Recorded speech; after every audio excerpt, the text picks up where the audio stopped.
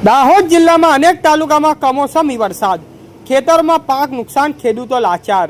દાહોદ ડિસ્ટ્રિક્ટમાં છેલ્લા 2 દિવસથી પડી રહેલ કમોસમી વરસાદ અનેક તાલુકાઓમાં ભારે નુકસાન પહોંચાડ્યું છે। અચાનક બદલાયેલા હવામાનના કારણે ખેતી પેદાશોને મોટો ફટકો લાગ્યો છે અને ખેડૂતોમાં ચિંતા છવાઈ ગઈ છે।